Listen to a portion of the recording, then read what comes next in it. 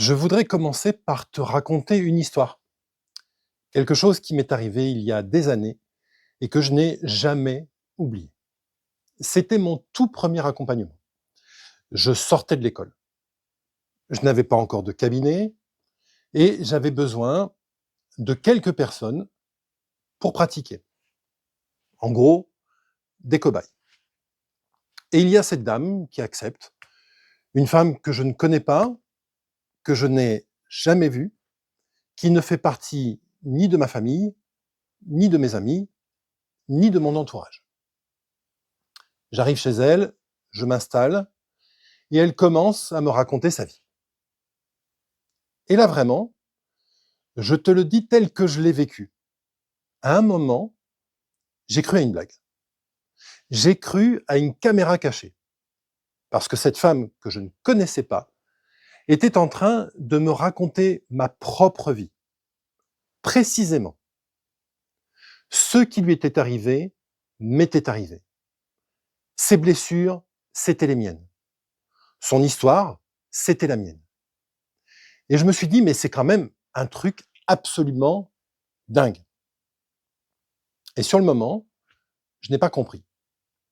Il m'a fallu des années pour comprendre ce qui s'était joué à ce moment-là, ce jour-là. Et c'est exactement de ça que je veux te parler aujourd'hui.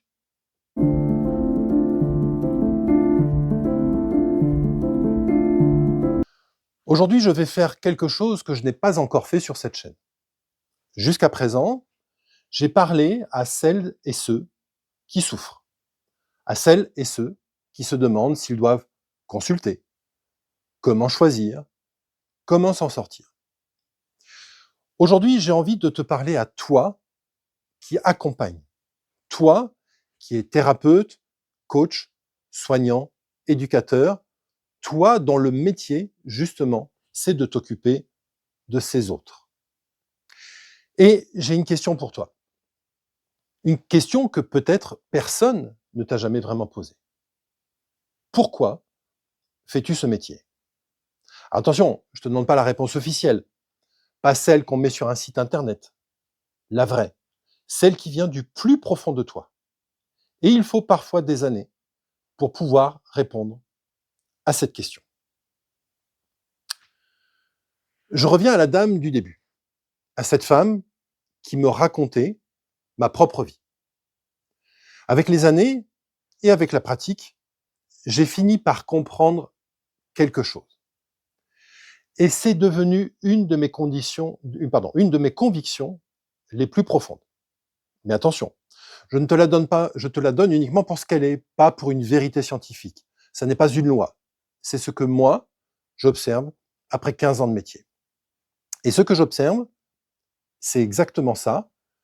Nous n'attirons à nous que des gens qui nous ressemblent.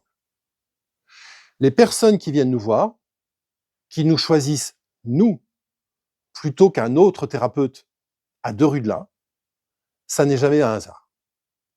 Il y a quelque chose entre elles et nous qui résonne. Quelque chose qui vibre à la même fréquence. Comme si nos blessures se reconnaissaient avant même qu'on ait échangé un mot. Encore une fois, je ne te demande pas de me croire sur parole. Peut-être que tu vas trouver ça très étrange. Garde ton esprit critique, c'est très bien. Je te partage juste ce que 15 ans de cabinet m'ont montré, encore et encore. Et si c'est vrai, si vraiment les gens qu'on accompagne nous ressemblent, alors ça change tout. Parce que ça veut dire une chose. Si je ne suis pas au clair avec mes propres blessures, je vais avoir un gros problème, un vrai problème. On va y venir. Mais d'abord, il faut que je te parle d'un livre. Il y a quelques années, on m'a conseillé un livre. Il s'appelle Le guérisseur blessé et c'est un livre de Jean Montbourquette. Je me souviens très bien des années après de l'effet que ça m'a fait. Parce que ce livre, il a mis des mots sur quelque chose que je sentais depuis longtemps sans jamais réussir à le formuler. Il faisait la synthèse, en fait, la synthèse de mes interrogations, de mon parcours, de ce travail que j'avais commencé sur moi-même sans toujours comprendre pourquoi. Alors, je te le dis tout de suite, pour être honnête avec toi, ce que je vais te partager aujourd'hui est librement inspiré de ce livre et de la pensée qu'il y a derrière. Parce que ce concept, en réalité, il ne vient pas de Montbourquet lui-même, il vient de bien plus loin. Il vient de Carl Gustav Jung, le grand psychiatre suisse. C'est lui qui, le premier, a osé dire une chose qui, à son époque, était presque scandaleuse. Il a dit, le thérapeute, lui aussi, est blessé. Et ce n'est pas un défaut, c'est peut-être même sa plus grande force. Pour expliquer ça, Jung est allé chercher une très vieille image. Une image qui vient de la mythologie grecque. Il y avait un personnage qui s'appelait Chiron, un centaure, moitié homme, moitié cheval. Mais pas un centaure comme les autres. Les autres étaient brutaux et sauvages. Lui était au contraire d'une sagesse immense. C'était même le plus grand des guérisseurs. Celui qui connaissait les plantes, les remèdes, l'art de soigner. On venait de partout pour apprendre auprès de lui. Il a même formé celui qui allait devenir le dieu de la médecine. Et voilà le paradoxe. Voilà toute l'histoire. Chiron, lui, portait une blessure reçue par accident, une blessure qui ne guérissait jamais, une douleur qu'il traînait avec lui en permanence sans jamais pouvoir s'en débarrasser. Le plus grand des guérisseurs était un homme qui souffrait lui-même d'une plaie qu'il ne pouvait pas refermer.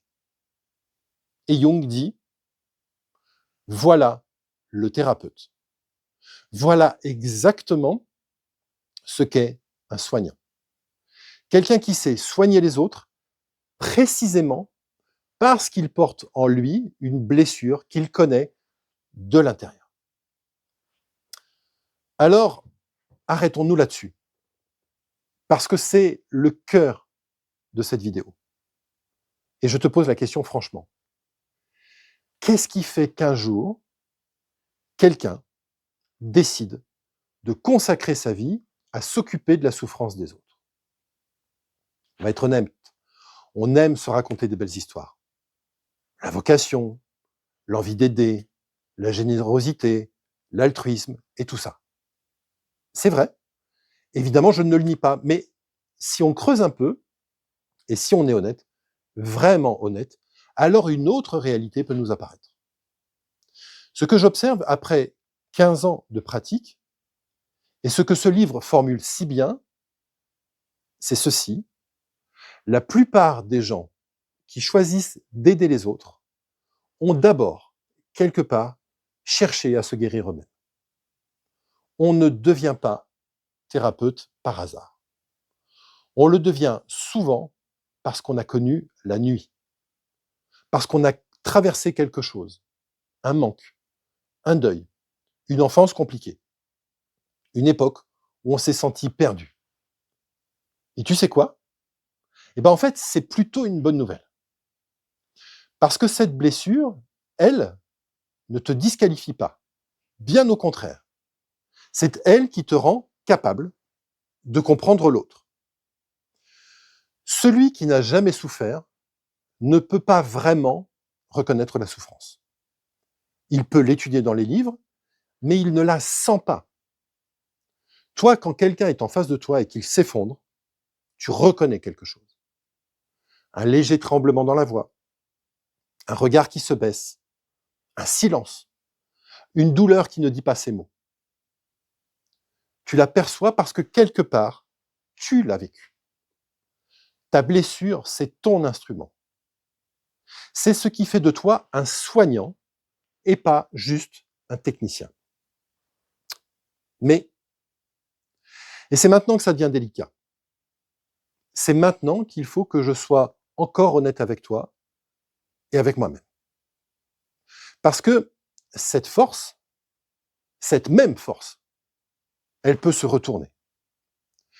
Cette blessure qui te rend si bon pour comprendre les autres, elle peut aussi devenir un piège.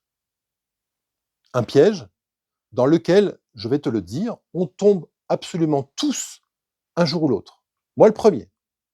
Ce piège, il a un nom, on l'appelle le syndrome du sauveur. Alors on en entend beaucoup parler, mais qu'est-ce que c'est concrètement? C'est le moment où tu n'accompagnes plus l'autre. Tu veux le sauver.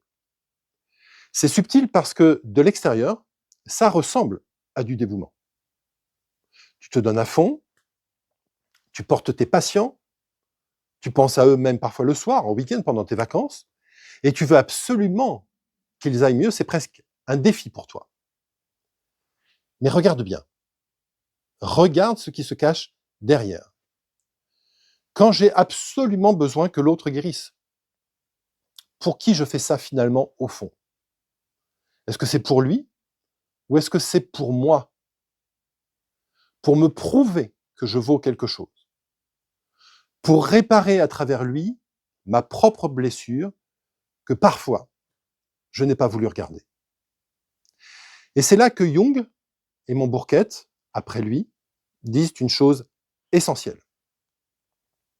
Le faux guérisseur, celui qui n'a pas fait son travail, cherche à sauver les autres pour ne pas avoir à regarder ses propres plaies.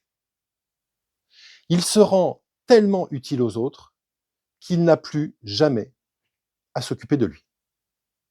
Le vrai guérisseur, lui, c'est une chose. Il sait qu'il ne peut sauver personne. Il peut accompagner, il peut éclairer le chemin, il peut tendre la main, il peut indiquer, mais c'est l'autre qui marche. Et c'est l'autre, surtout, qui guérit.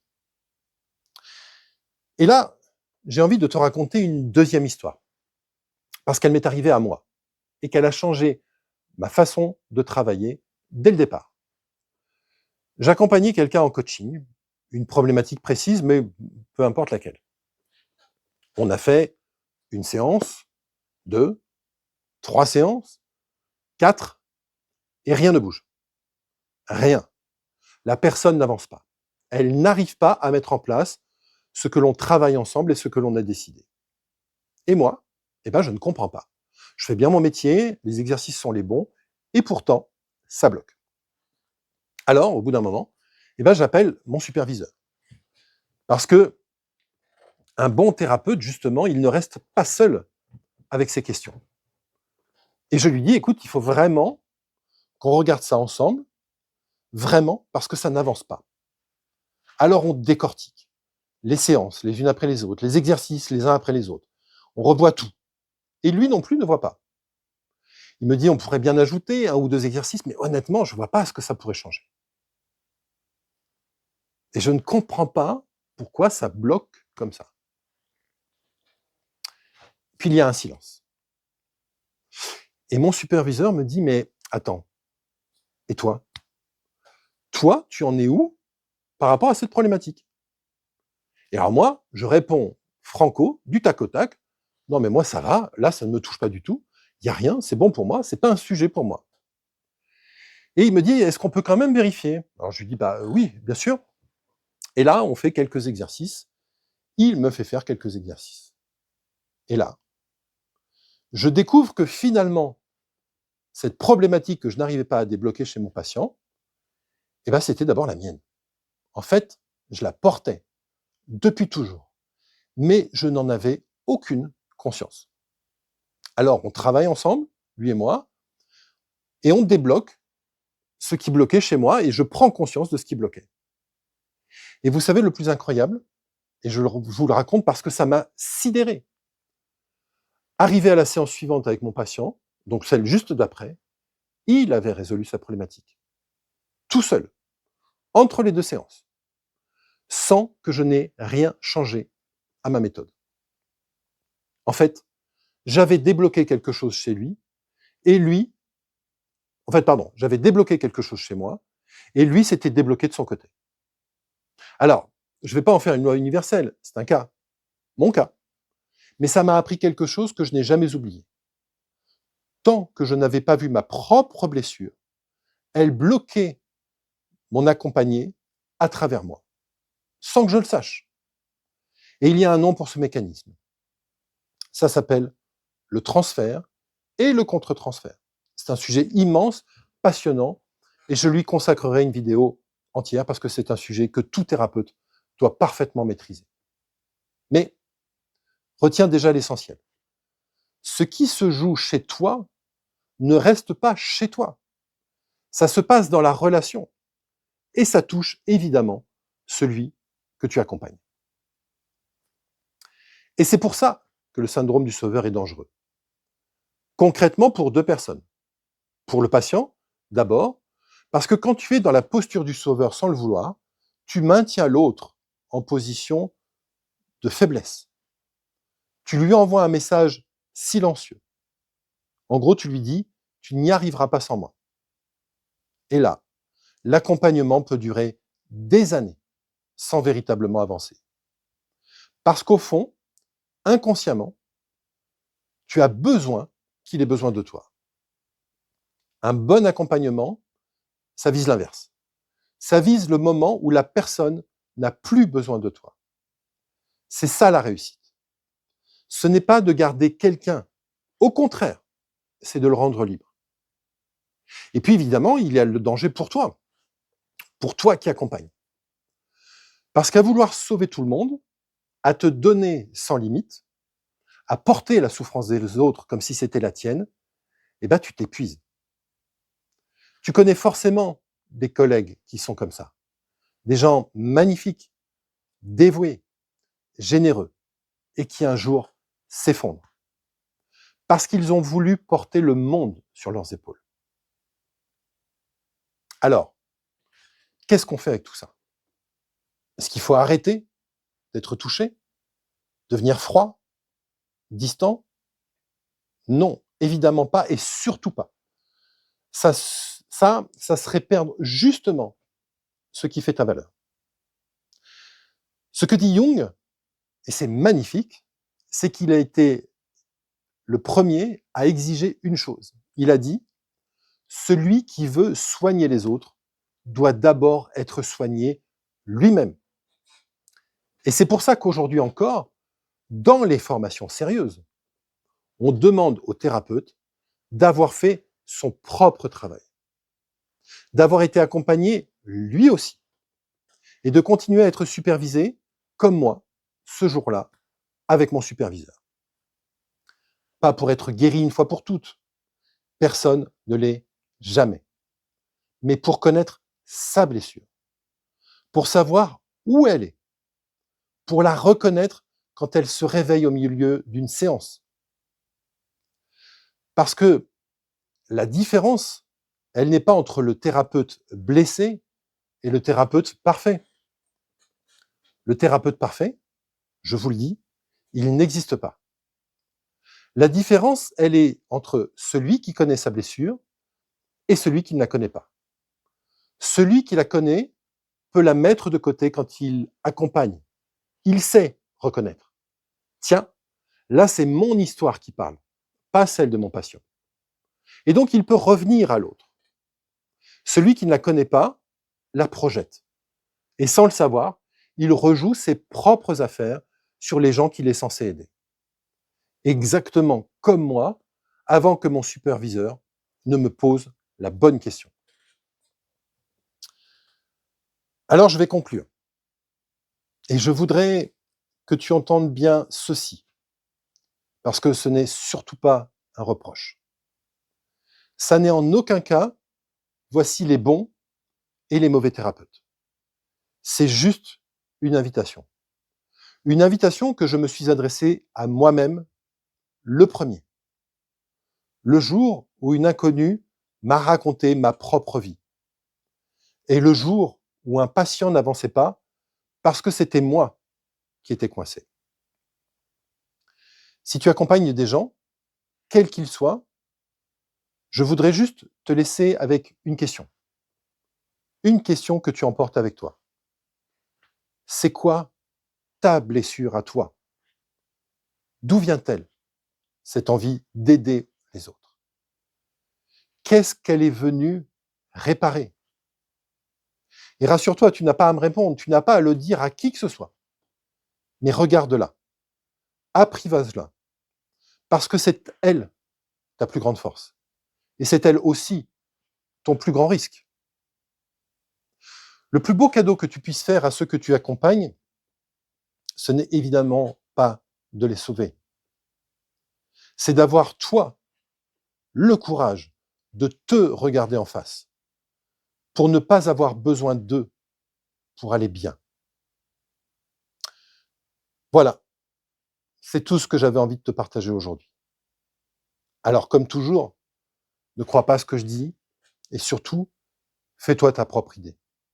Mais si cette vidéo t'a plu, pense à t'abonner, à liker et à activer les notifications pour rester informé des prochaines vidéos qui sortiront bientôt. À très vite!